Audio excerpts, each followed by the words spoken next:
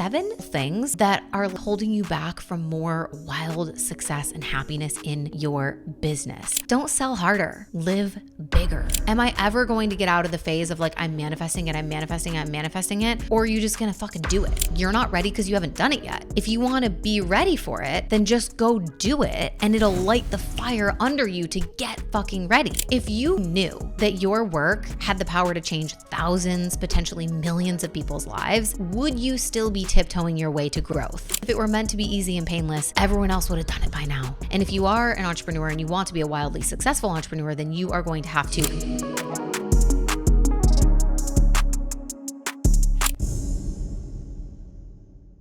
What's up, guys? Welcome back to the podcast. Today, we are jumping into a solo episode. It's going to be just you and I.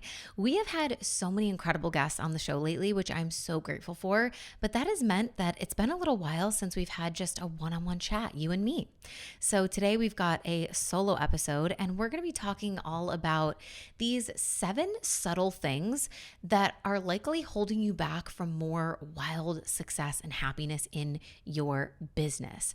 So these things are, I think these are sometimes things that can kind of creep up or that are happening or running in the background of our lives or businesses that we don't really even realize are affecting us. And that's why I'm calling them these subtle things, because they're kind of there, but they're not the most obvious things that you might notice in terms of what you think is stopping you from growing or reaching that next level of impact, of income, of joy, fulfillment, excitement, revenue in your business.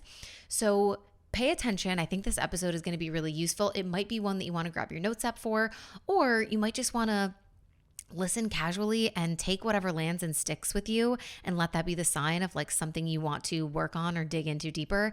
And honestly, just like leave the rest, I never want these episodes to be something that make you feel pressured or like you're doing a bunch of things wrong in business. That's not where we're going with this. This is just kind of a fun way to illuminate and shine the spotlight on some things that might be stagnating you or holding you back in business. And if we can shine a light on that, it might honestly, this conversation alone be enough to help you realize that you are doing something or you're operating a certain energy. And that can be enough to help you start to put the wheels in motion, to shift that, to break out of it, and to choose something different, better, bigger. So that is my hope with this episode. So let's go ahead and dive into these 7 subtleties that might be holding you back. Number 1, coming in hot right out of the gate, we have to talk about being stagnant in your identity. This idea of complacency, right? Acting as who you've always been for some time instead of pushing yourself to evolve into a new version, a new iteration of you. This looks like making business decisions based on past experiences or past ways of doing things, rather than making business decisions from your future potential, from the business that you are moving towards, rather than the business that you currently have. Right? And the truth is that we are all, no matter where you are in life or business, we are all capable of so much more. I really believe human potential is infinite. It is not a finite game. So we are all capable of growing and evolving and achieving more, no matter where we're at, no matter how far we've come, no matter what level of success we've reached already. But the problem is that we get stuck viewing our life, our potential, and our ability through the lens of who we used to be or who we currently are operating as, rather than from the lens of who we are becoming or who we could be stepping into if we just decided that that was the person that we wanted to embody. Right. And so I had to kind of illustrate this. I had a client who recently had a new idea for a business mastermind that she wanted to create. And this business mastermind was really going to be for existing business owners to kind of help them regulate their nervous system, to calibrate to a higher standard, to hold themselves to a higher standard, and to kind of evolve their self-concept and their brand. And she was sharing this idea with me, but she was like, I've never run a business mastermind before. Do you feel like I'm skipping a step here? Like, is this me trying to jump too far ahead? Should I create a more introductory offer first that's for really, beginner business owners that want to build the foundations and learn the basics first? And, I think this is a prime example of us kind of getting stuck in the identity of who we've been operating as and not not believing that we have the capability or the potential to evolve faster than what the world or the people around us or our industry or whatever has kind of showcased us as being like the norm, right? And we get stuck trying to follow this formulaic process of like, no, first you do this and then you do that and then you can do that. And then you're worthy enough to have that.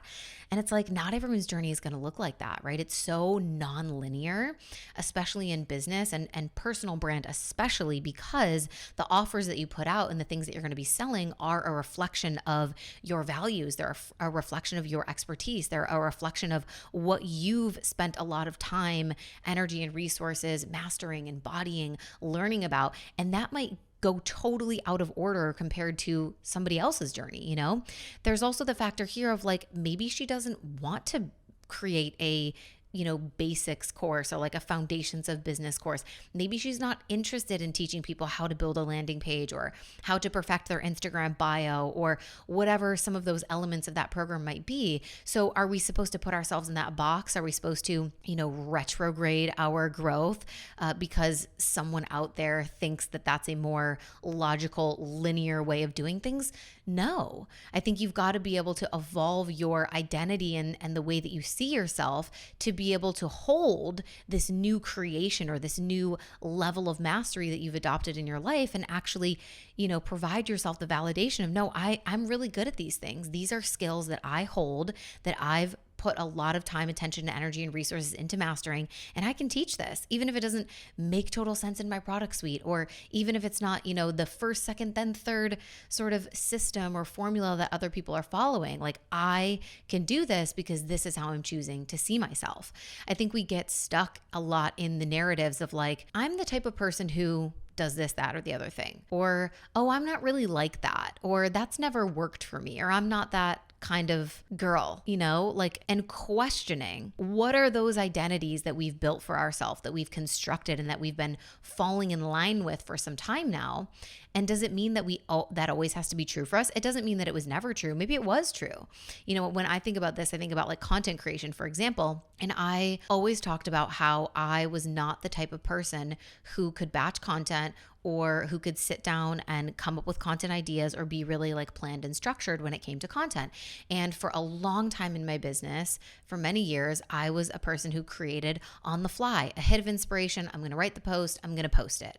And at some point, I had the opportunity, I was having a conversation with a friend, we were walking on the beach, and she presented the opportunity for me to step out of that mold, to step out of that identity and actually question, is that still true for me? Or does it always have to be true for me? Or do I have the potential to become the person that can be more planned and structured with content? And what might that do for my business? And how might that be of service to me, right? And so I asked myself that question, like, maybe I could get more organized with this, and maybe I'm not having to batch, 30 pieces of content for the whole month if that feels really gross and icky and out of alignment with me and my energy and my creation style. But like, maybe I really could time block and strategize better and set aside set days in my schedule where I tap into that creative energy and I do plan some posts and I do kind of like batch create or batch film videos and schedule them for the week. And I decided that I was capable of holding that new identity. And so I made that change. And I created content from a pretty, structured, sort of planned place. I had my Friday, Monday splits where I would ideate and kind of write and come up with the ideas on Fridays. And then I would execute and film and put all the pieces together on Mondays. And I did that for well over a year. And that year, my content got so much better. I got way more engagement, way more aligned clients. I made more money than ever. I got more views than ever, increased my following. Like, so much changed, but that would have never been possible if I didn't allow myself to question, is this identity still relevant for me? And am I really stuck in this box?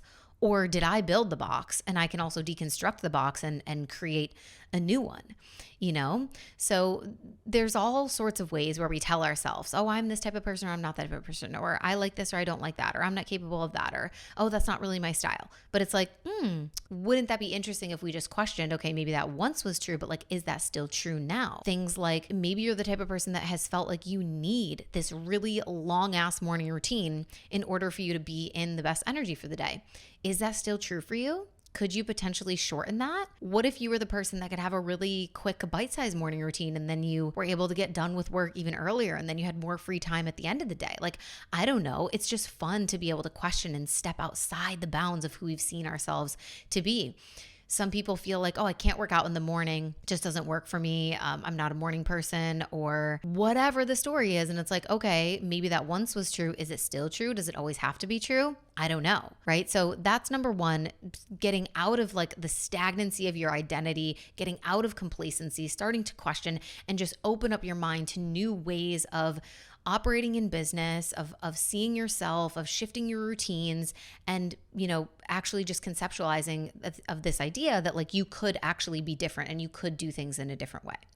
So number two kind of piggybacks off of that. It's another version of stagnation in business, but this one is about always investing at your comfort level. And so a story to illustrate this, I had a client who had been in Abundant and Ambitious with me, and then she kind of went off on her own for a while and was doing her thing, and she was doing fine. She was doing well. She was kind of maintaining pace in her business and making some progress, and everything was like good. And then I don't know how long passed, 6 months, 8 months. I don't know. Maybe it was a year actually. I'm not sure. But eventually I invited her into Top Tier.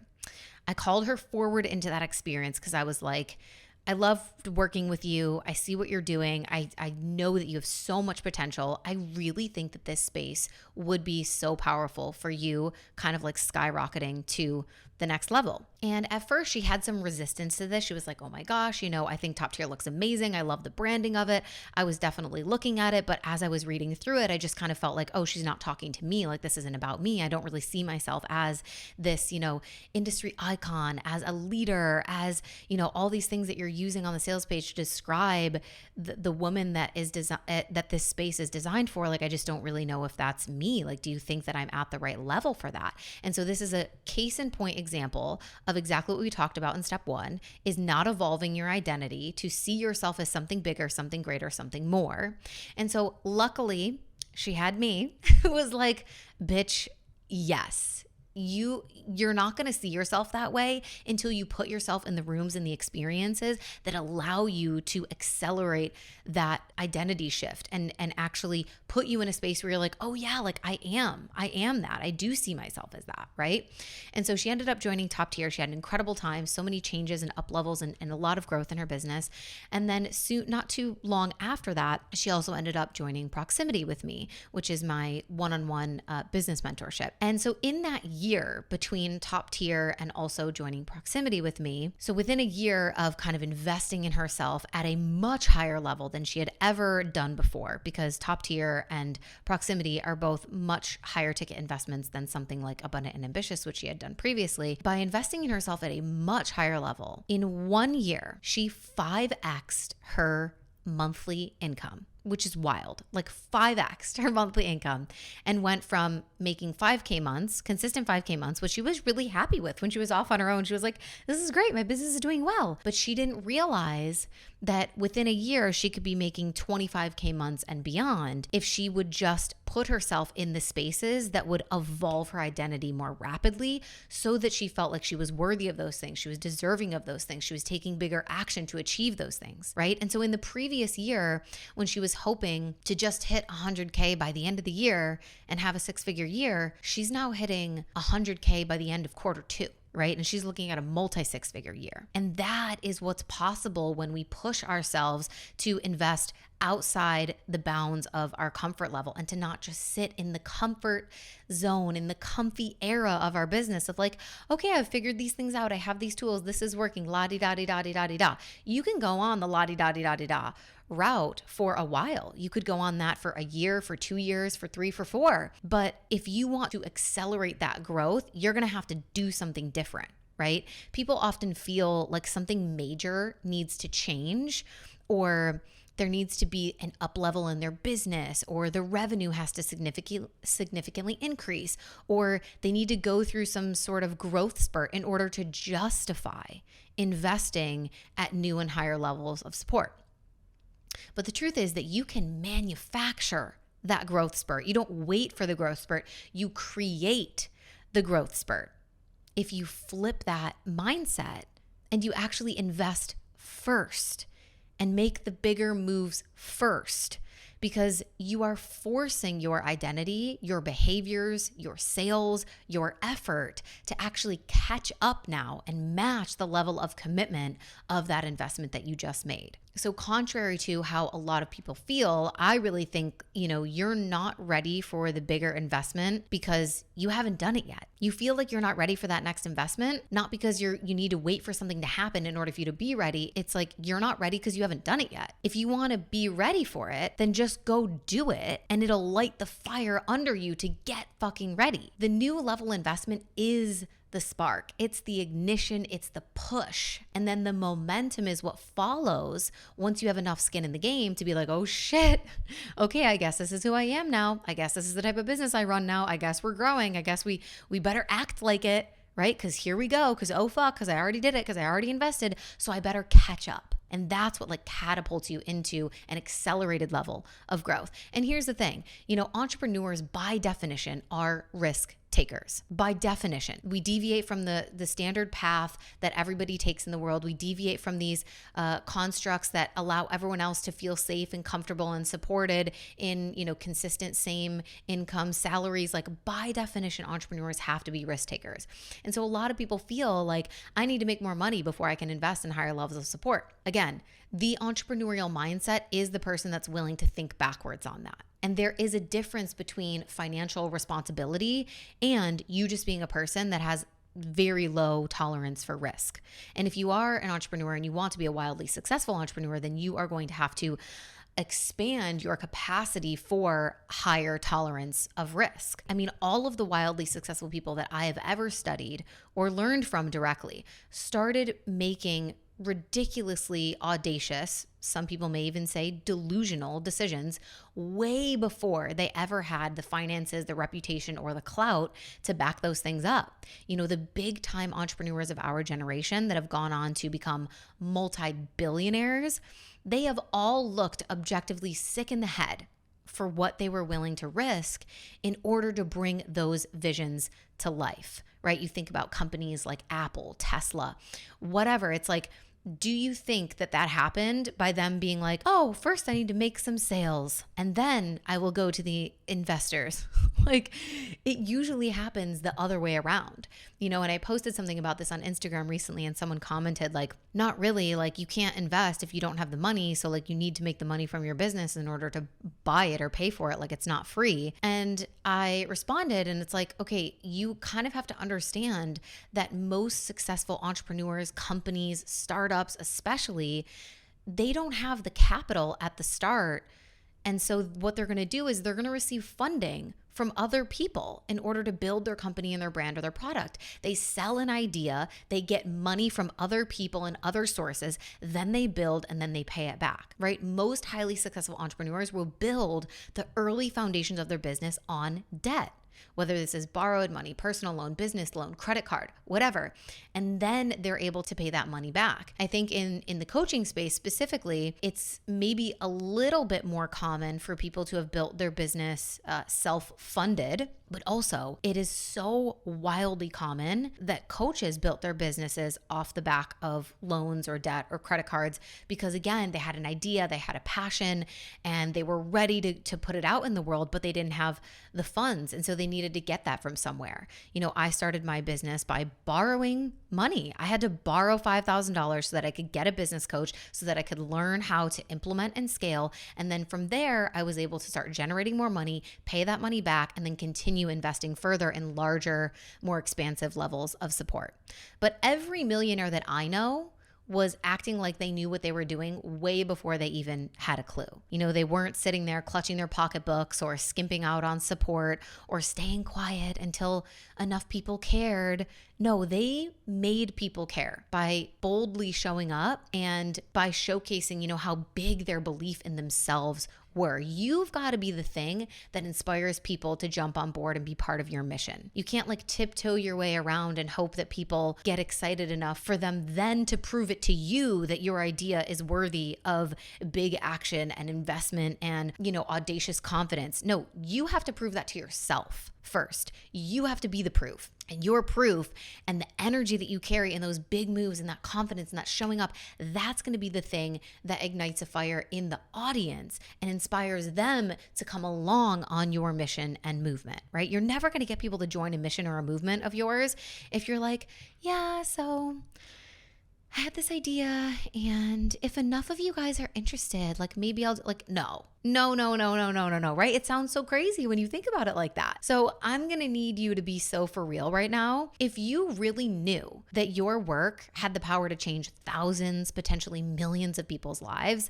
would you still be tiptoeing your way to growth the way that you are? Entertaining, this, oh, maybe I'm not ready for that bullshit. Whether it's about investments, speaking gigs, pitching yourself, hiring staff, attending a high-ticket event, or would you be saddling the fuck up and making some way bigger moves? Because honestly, it is supposed to feel scary. And I think we forget that. It is supposed to feel scary and inconvenient. It's almost like that is the entire definition of growth. Oh my God, what a concept that growth is supposed to be uncomfortable and scary and inconvenient. Whoa, like sometimes we forget this because if it were meant to be easy and painless, everyone else would have done it by now. So you gotta ask yourself, who are you when these big opportunities come knocking? When the next phase of growth is breathing down your neck? Who are you? Who are you gonna be? Are you gonna be the person that's like, oh, maybe next time. I think I need to wait. I'm not ready. I need to make some more sales first. Or are you gonna be the person that's like, that actually doing that thing that's really uncomfortable and scary and I'm not ready for is gonna be the ignition to me actually forcing myself to get ready. That's going to be the thing that accelerates me into the readiness and pushes me into a new identity because now I'm going to be forced to meet myself at that level. It's setting a higher standard, right? And so the secret sauce is making moves that are informed by who you're going to be in the future, not by who you were or what you were capable of in the past or how you've always done things or how you've been doing things for the last little while. It's time to turn the page, enter a new era, adopt a new identity, and get so excited for what's to come from that. I think the mantra for this is really, no one has ever seen this version of me before, and they are not fucking ready. That's the mantra. Repeat after me. No one has ever seen this next version of me, and they are not fucking ready. Okay, number 3 is what I call vision board syndrome. This is where you are just the person that's always casting your goals too far out into the future. You're the person that's always like, I'm manifesting being on that podcast. I'm manifesting this for my business. I'm manifesting going to an event like that someday. I'm manifesting coming to one of your retreats, but you're not actually ever making it fucking happen. And sometimes we just have to be so for real with ourselves of like, am I ever going to get out of the phase of like, I'm manifesting it, I'm manifesting it, I'm manifesting it, or are you just going to fucking do it, right? So vision board syndrome is really about like thinking that all of your dreams and desires and next level of growth and success and revenue and joy and fulfillment and whatever is 5, 10, 15 years out in the future. And I kind of talked about this in my episode with John Hillstead, all about manifestation and abundance. So if you haven't listened to that episode, go listen. It was a really good one. But we talked about this because it's like, what is the reason that we do that? I think it's a safety mechanism. I think it's a coping mechanism. It's like, well, if I tell myself that, my business isn't going to grow to that level, or my podcast isn't going to grow to that level, or I'm not going to have that many followers, or I'm not going to make that amount of money for another year, 2 years, 5 years, 10 years, then I don't really have to change anything right now. I don't have to saddle the fuck up and do something different. I don't have to question what I'm doing. I don't have to make new investments. I don't have to expand myself. I don't have to pitch myself to new opportunities or speaking gigs or podcasts or things that feel uncomfortable. No, I can just keep doing what I'm doing. Because if I keep doing what I'm doing, then I'm just going to keep making 5K months. And if I tell myself that I'm not going to reach 100K months for another 10 years, then I don't have to change. And I don't have to face the scary parts of that change and the radical action that is going to be required. And what would that mean? And might there be things in my life that don't actually fit with that new reality? Are there going to be people in my life that can't relate to me anymore? Ooh, maybe there's a fear there that I'm going to have to let go of some things, or that my relationships might shift, or that people's perception of me might shift. And maybe a part of me doesn't want that to happen. And so I'm telling myself that growth is so far out in the future so that I don't have to face the reality of the consequences of growth, because there are consequences of growth. Of course, we all want the shiny parts, but there there are a lot of parts of growth that we don't want. And so it's worth examining, what about these goals do I not want? What about these goals am I scared of? What are the consequences of me actually achieving my highest potential? Truly, even if they're perceived, right? What are the perceived consequences, setbacks, sacrifices that might have to take place, or that I think might have to take place in order for that to happen, or that to be possible, or for that lifestyle or that level of success to be sustainable for me? And that's, the shadow work of where you're going to find why you keep throwing your dreams way out into the future, rather than being like, oh my God, maybe I could do that in 5 months instead of 5 years. What would that look like? Ooh, but that might require me to hire the person and spend a lot of money, or get support, or have a new team member, or pitch myself to this new opportunity, or actually go out into the world and talk about my services more, and right? So number 3 is vision board syndrome. Check yourself if you think you might have it. Number 4 is too much logic and not enough magic. And this is where we kind of get bogged down by the hypermasculine strategies that really leave no room for you to be fully expressed or in your authentic joy and passion and excitement. It's where we start feeling like business needs to be super serious, and that you can't deviate from the plan, that all of the funnels need to be automated, and you need to have 4 to 5 to 10 team members, and that now is going to require you to be a manager of everyone else, when you really just want to be voice noting your clients from the pool with the coconut water in your hand, right? When we get too stuck in this idea of what business has to look like or should look like in order for it to be legitimate, in order for it to be wildly successful, in order for it to be profitable, I think we cut ourselves off from a lot of our feminine magic, which is allowing ourselves to be in the flow, allowing ourselves to have fun, allowing ourselves to be in our authenticity, allowing ourselves to lean back sometimes, and not making these rules for ourselves of like, oh no, it has to be like this, or all of the client calls have to be on Zoom, and there has to be video, and then I have to send them notes, and there has to be homework, and it has to work like this. And maybe it doesn't, right? Maybe it doesn't have to look like that. Maybe you're the type of person that wants to create audio only courses, or you take your client calls over the phone.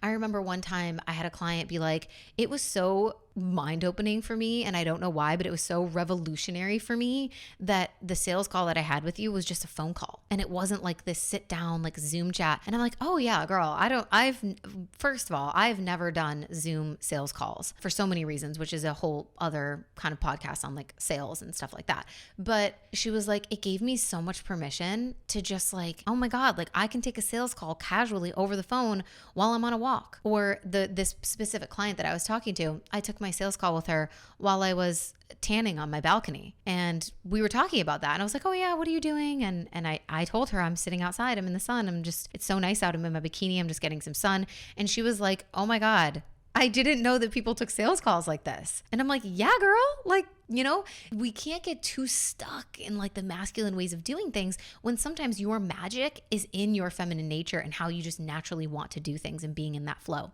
And so that client ended up signing on with me, and she did private mentorship. She did top tier. She was someone that I worked with for a while. And then she also shifted her own sales call process and leaned back a lot in some of the ways that she operates in business. And it allowed more magic to flow through. Number 5 is putting life on hold for the sake of business, which is really about this subtle shift that starts to happen the deeper that you get into your business, where you feel like your life has to fit around your business. And it's like, well, this is what I've committed to, and this is how I need to work, and these are the hours, and this is the structure. So how is my life going to fit into this calendar that I've built of my business? When I really think, the juicier, more magnetic way to operate in business is to build your business around your life. Build your business around the lifestyle that you want to live. I mean, what other fucking reason is there to be an entrepreneur than to be the creator of your reality and to choose your lifestyle and to make your work fit into that, And so I think this can show up for a lot of people the more that they get into their business of like,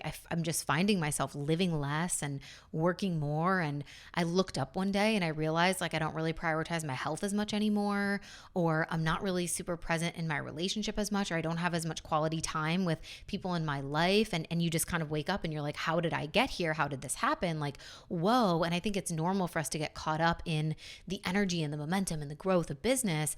But there does come a point where you wake up to that and you're like, oh shit, I'm living less and I'm working so much, And how did this happen? Like, it completely flipped, where I started entrepreneurship so that I could have my work schedule fit into the life that I wanted to live. And now I have this rigid work schedule, and I'm just, scraping for my life to kind of have little scraps of it and to fit in there where it can. And so I think this really ties into one of my main mantras that I share with all of my clients. And I say a lot, you've probably heard it before on the podcast, but it's like, don't sell harder, live bigger. This is such a massive energetic shift for my clients and for me especially. I had a client recently actually who had her highest cash month ever in her business while she was off traveling in Asia and in Bali and living her best life and working less. And it was like, wow, it was a moment for her where she was like, I get it, the like, don't sell harder, live bigger. She was making more sales by being the embodiment of the lifestyle that other people are following her for, of the lifestyle that other people look up to and are expanded by. When you are the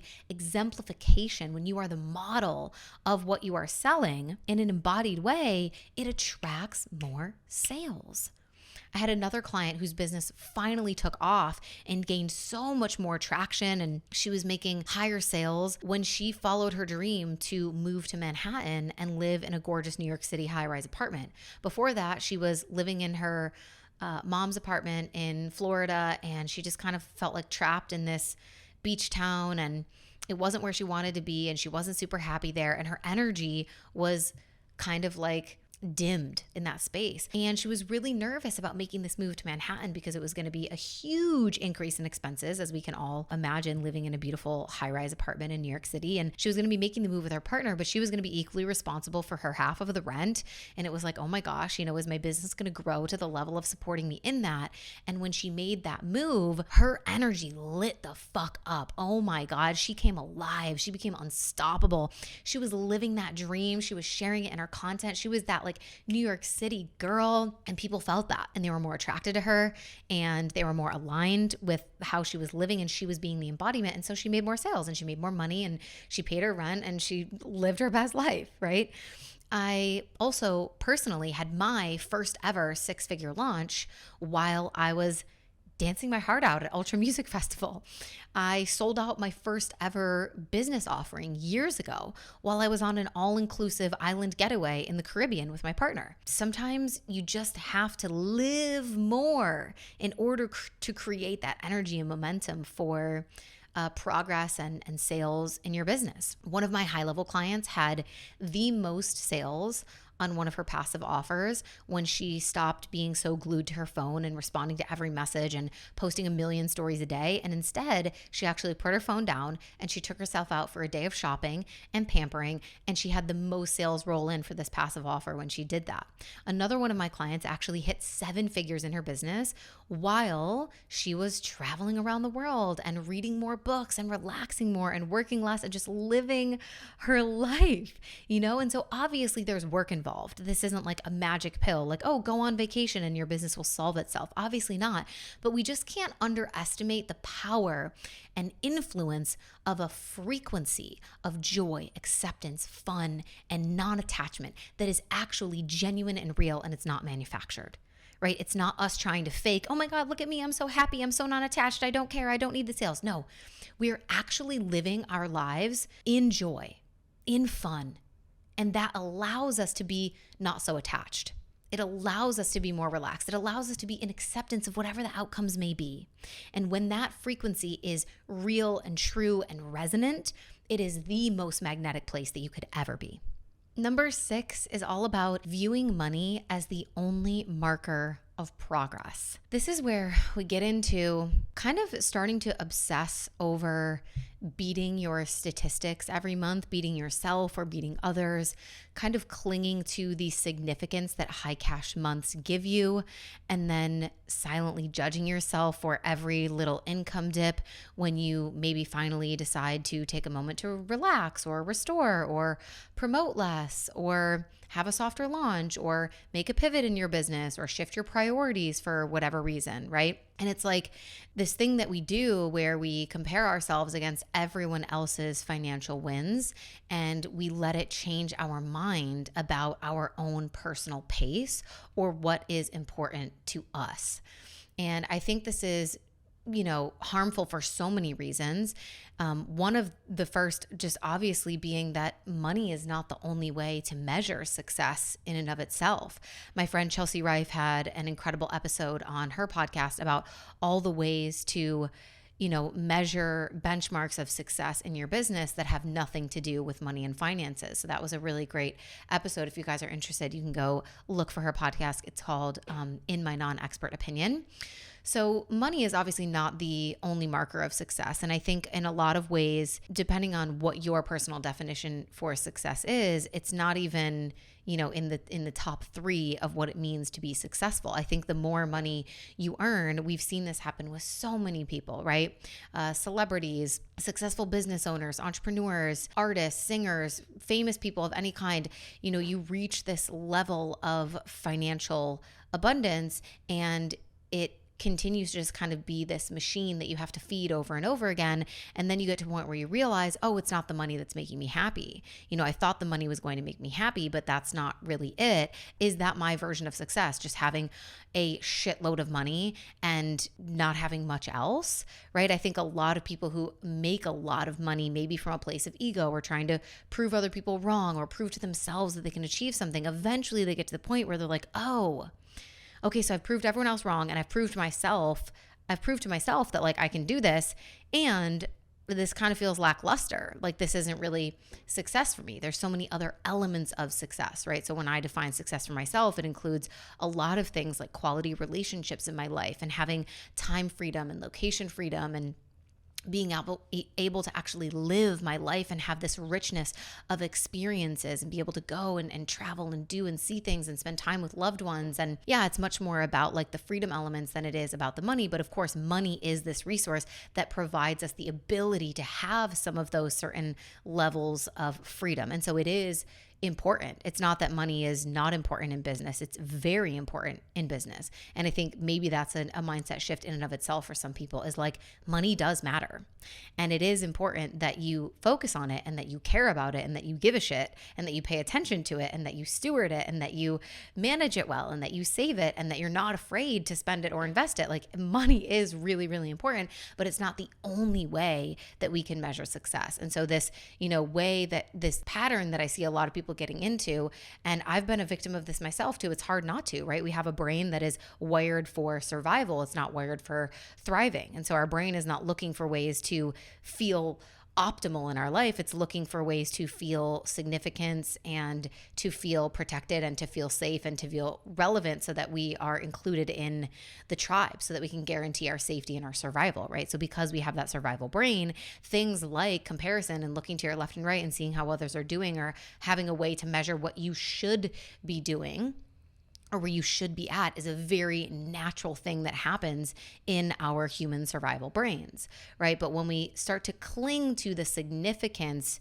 or the kind of like ego hits that we get from feeling good about making certain levels of money, or we become addicted to like, oh, and now I can never go below this, and I have to always hit this number and I can never drop below, that's where we get into a little bit more of a dangerous territory, because then you're kind of boxing yourself in and you're saying, well, I can never shift my priorities to the point where this income would drop.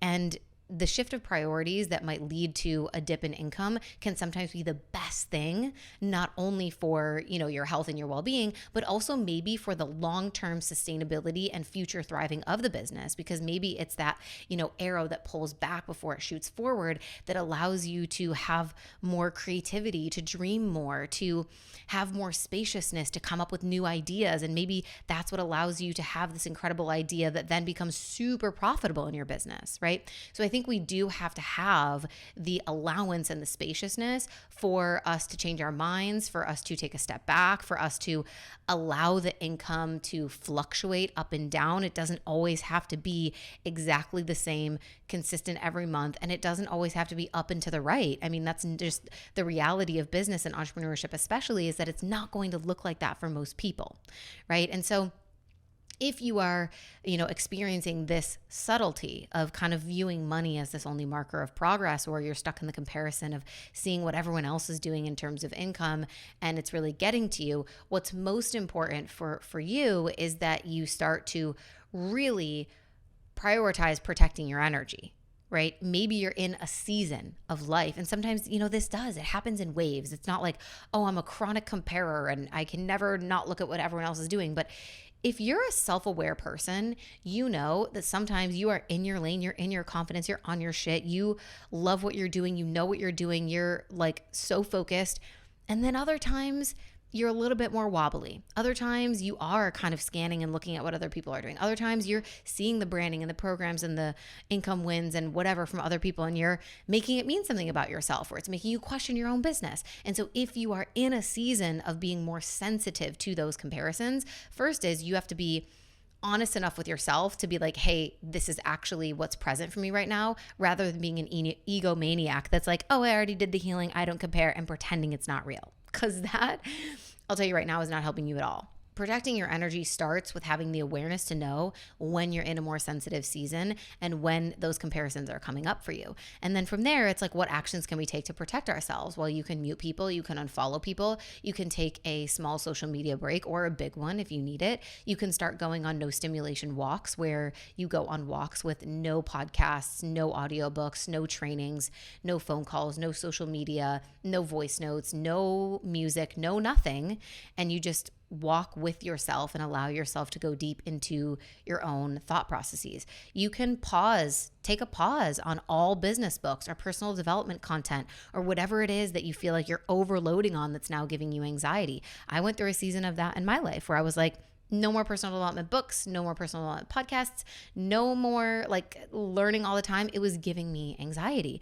And then I healed that and I was moved into a different season, and then I could go back to it. But it's about having the self-awareness and not creating shame where there doesn't need to be any. It's just honoring what you're actually experiencing. Maybe now is not the time to always be shoving knowledge down your throat. Maybe you're sick of that. Maybe you're choking to death on it. Maybe you need to take a break and get back to your creative center, right? So making space for being that open portal to receive new, regenerative, energizing ideas for the business.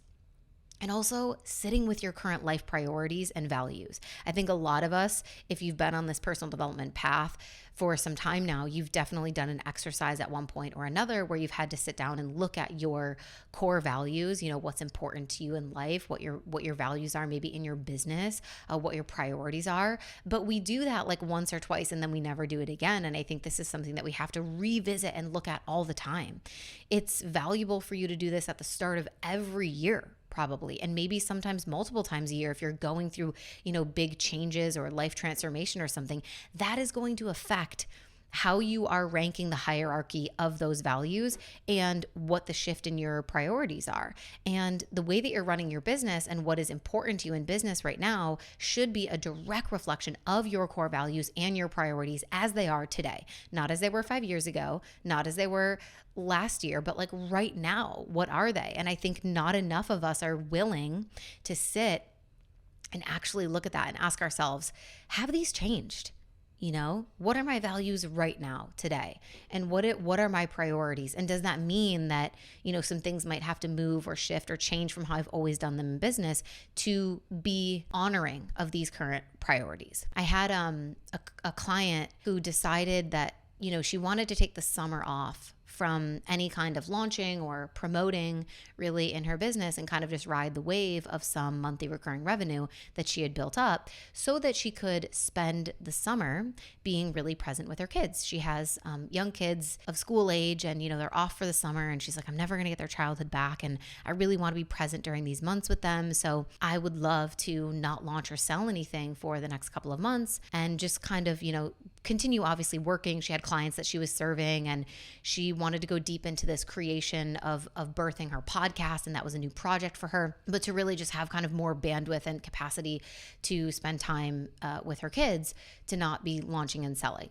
And we had a long conversation about that. And this was one of those conversations that involved looking at the values and the priorities and what is this going to mean for business? And what does this change about our plan? And okay, what does that mean for the rest of the year? And if we still want to hit annual revenue numbers, what does that mean? And if we're willing to sacrifice some revenue, does that give us more spaciousness? Are we willing to do that? Like there's conversations that have to happen in order to accommodate for a shift like that of not launching or selling or actively bringing in any more income into the business for 2 to 3 months potentially, right? And so we went through that whole conversation and we felt really good about it. She was super excited. She was like, oh my gosh, this is, the freedom in my business that I've been wanting. Like, I don't want to feel this anxiety of always needing to do more and more and more. And like, this is really important to me. And I really want to be with my kids. And it felt solid. Less than a week later, she's messaging me in Telegram and she's like, oh my gosh,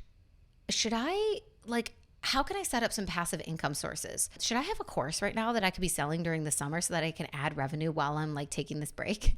And it was this whole like flip of like everything that we had said was the priority is now coming into question because something popped up for her. She saw someone else posting about the money that they were making from some sort of passive course, or they had a huge surge in like a cash injection from something that they sold. And it triggered her to be like, oh my gosh, what the fuck am I doing?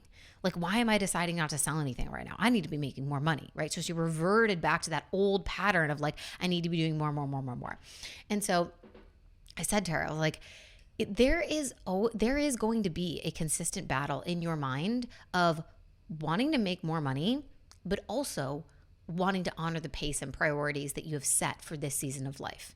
Those two things are going to be in conflict with each other because this is a new way of doing things. And it is natural for this to come up. The programming of I should be doing more, I should be making more money, blah, blah, blah, blah, blah. As soon as you see someone else crushing it or making a lot of money, you're going to forget about why you decided very intentionally to take 3 months off in the year to be with your kids. And you're going to be like, shoot, I need to be doing what she's doing. And why am I not selling passive offers? And I could be making money like that. And so we kind of went over it. And it's like, why are we in this situation? Okay, why are we not selling passive offers? Right now, the reason that you're not selling passive offers is because 1, you don't have them. So they're not built right now. Number 2 is that these passive offers would first require, course conceptualization, like coming up with the idea. What do we want to actually do? All of the things that are involved in an offer creation, which is about, who is this actually for? Who's this going to serve? Price point, ideal client, how are we going to market it? What's the selling plan? All of that. If you want it to be more passive, then that's going to require us to set up some automation, some systems, maybe even some paid ads or like a webinar funnel, which all are things that we have to do. Like that's a project. So it's stuff that needs to be built, tested, tweaked, etc. And the third reason is that it's already summer. And this is the time that you said that you want to be with your kids and commit to, spending more present time with them, and also give yourself the space to go into this kind of creative vortex so that you can prep for the launch of your brand new podcast. So sometimes we just have to remind ourselves. I reminded her, but you can also do this for yourself of like, okay, if you're getting pulled away from what you said was important because you saw something shiny and then now you're questioning yourself, it's like pause for a second and ask yourself, okay, well, why am I not doing that? Why did I decide that wasn't right for me right now? Is that still true? What are the reasons? Sit down, write it on a fucking piece of paper, put it in front of your face and be like, oh yeah, okay, that makes sense. Yep, that's tracking now, right? So it's really just about remembering to come back to your values and priorities to determine if a new project or launch or course or whatever is in alignment with you during this particular season of life and what you have said are the priorities and what is most important to you right now. Temptations are always going to be there. Comparison comes up. Lack and scarcity take place. It happens. It's about being able to guide yourself through these emotional waves and thought patterns and come back to alignment before making any moves. This is emotional maturity, you guys, is being able to feel this comparison or lack or scarcity or impulse coming up and to actually pause, hit pause. Don't make it mean anything. Just pause, reevaluate, come back to center, decide if this is in alignment, and then make the move. We want to move in business always as much as possible from strategy and alignment, not from scarcity and impulse. So if this is coming up for you, viewing money as the marker of progress, or feeling like you're comparing to other people's financial wins, etc., not being sure of what your own definition of success is, having coming off the back of a totally different pace and set of priorities in life and business, and now realizing that they have shifted and they've changed, and feeling like your business model or your pace or whatever is not actually honoring those changes, then it's about doing this work of sitting down and reevaluating, coming into center, deciding what the priorities are, figuring out what's in alignment, and then consistently pausing and coming back to that before you make any knee-jerk decisions and start moving out of scarcity and impulse. Number 7, our last and final subtle thing that might be messing with your ability to attract more wild success and happiness in your life is not allowing yourself to simply fuck around and find out. If you want to pioneer your way to new levels of success and happiness in your business, you are going to have to innovate and try something new, test a new way, break the rules, forget how it's always been done. The idea of this, of allowing yourself to really fuck around and find out, is like basically just don't have a stick up your ass. At a certain point in the journey, you've got to recognize that you're safe enough for it not to be so serious all the time, especially once you have established offers, an audience of people who are bought into your personal brand. Even if it's a small audience, they like what you're about and they're buying your shit. Like, if you're at that point, girl, it is beyond time for you to experiment and play and stop looking for the formula of how to do something and really pave your own path. Of course, strategies and formula and structure are helpful, but there's also so much opportunity for us to innovate if we're willing to not be so rigid in those structures, right? I love structure, I love strategy, and I also want to be fluid and flexible enough in my business where I can see opportunities to try something new, or I can feel that I want to do something differently and not let fear lead the way, but actually let the excitement of finding out if that could be a new potential way to do it. And what if this actually works, right? Yes, there's an opportunity that when we deviate from the path of something that has always worked, that this new method might not work as well, or it might not work at all. But there's also the opportunity that this could work even better and it could feel amazing. Maybe it feels better. This reminds me of the recent launch that I did for Top Tier. So for this recent launch of my higher level mastermind for established business owners, I decided to kind of really go against the grain and go against my entire launch strategy and just do something new and different that I hadn't done before. I had no idea how well it would work or not. Of course, we can inference based on past performance of certain things that we've done. So it's not like a total question mark, oh my God, unknown completely. I have no idea if anyone is going to give a single shit about this just because I'm doing things differently. It's not that crazy, but it's also like, I've never done it this way. So I really don't know what the results are going to be like. And I decided I don't want to do this launch unless it's in a different way that feels more flowy and fluid and open and relaxed and fun. So this is the best opportunity for me to fuck around and find out if this works, because I don't want to do it the old way right now. The old way feels too restrictive. It feels too time intensive. It just feels like too much pressure. It feels intense. And I don't want to do it. I don't want to generate revenue for my business from a place of pressure. I want it to be from a place of pleasure and fun and ease. And so if it feels more fun and pleasurable and easy to just be like, okay, let's try this new thing, and maybe it doesn't work, then I'm going to go with that instead. So I kind of just said like a big F you to my tried and true launch formula and fully sent it, on a whim, and was willing to see what would happen.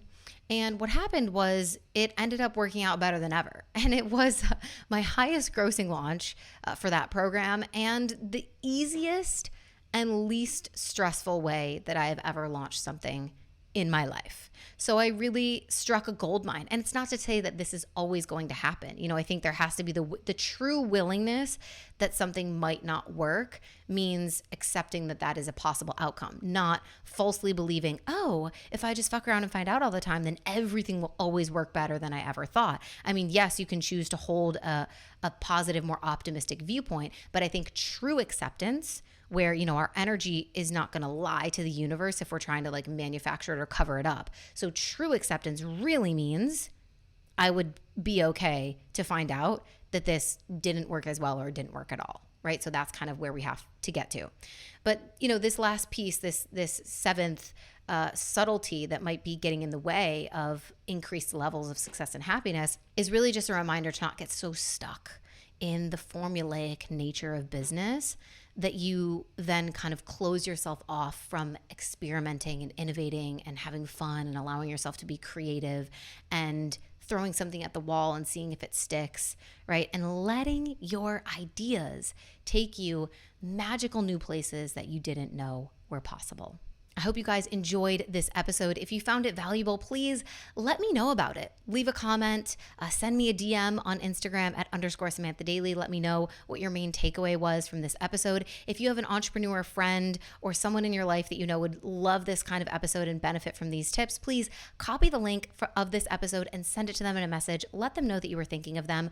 Of course, we've had some incredible guests lately, and all of your support, continued listens, sharing the show on your socials, sending it to friends, rating and reviews, those all help us continue to increase the caliber of guests and the quality of the show. So I appreciate you guys so much. Thank you for tuning in. I love you, and we will talk to you next week. Bye.